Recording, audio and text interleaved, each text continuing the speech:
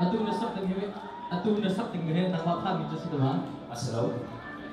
Dai kha se. Cái sak ting hi hu sung ton har pisi. Ai USA ya mi as khong jin ni chen ni ha si. Để lo cho cái này lo là gì.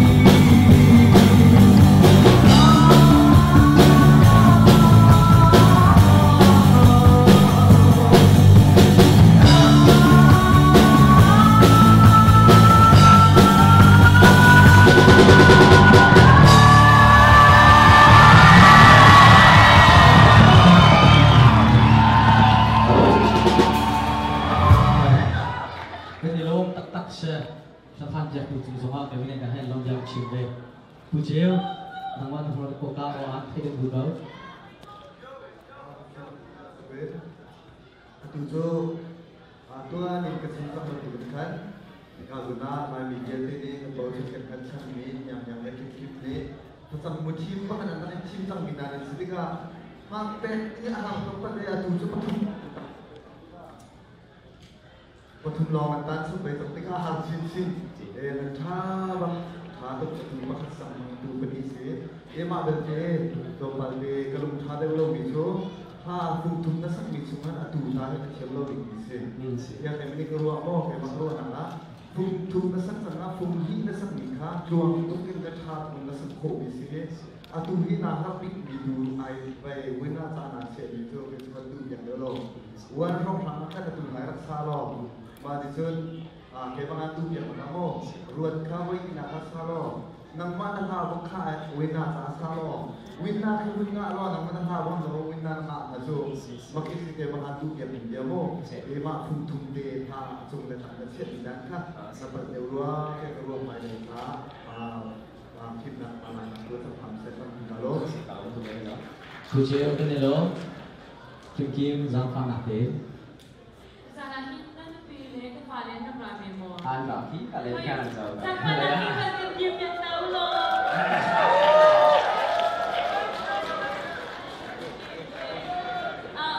ที่การแค่อะไรกินข้าวดังจะที่นั่นมาร้องอาชีพที่ก็ชิมเบกันดูที่เต้าจากฟ้าเล่น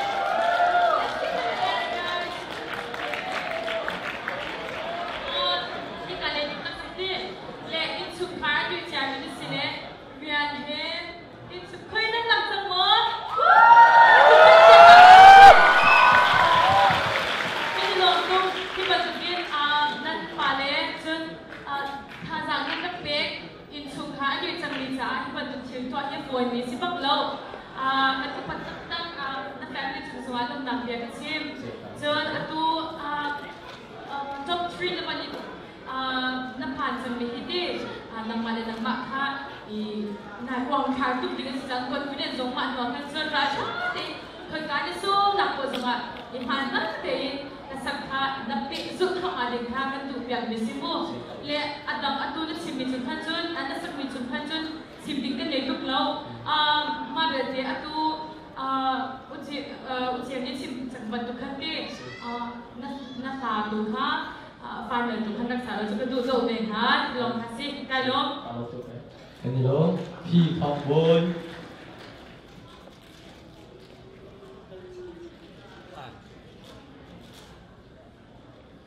สละอุทยานตัววิสมดาละ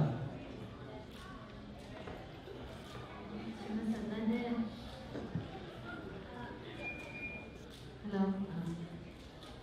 kalau begitu apa ada di sebelah mana hidup di luar sampai di laut ini kalau hati mikir sudah mana itu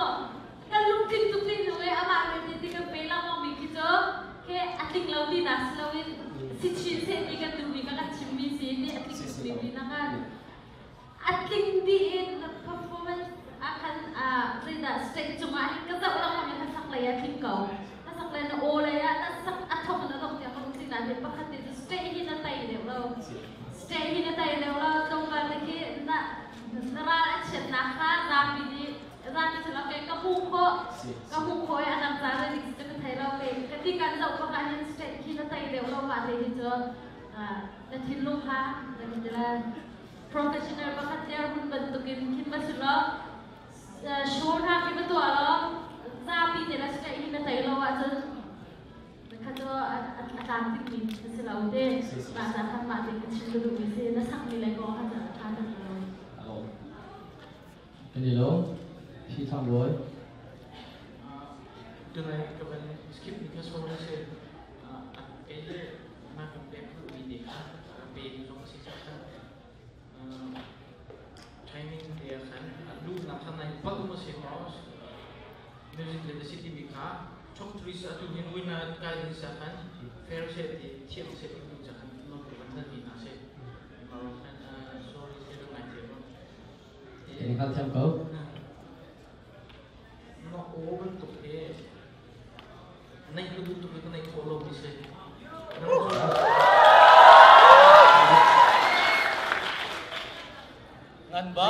pa po sa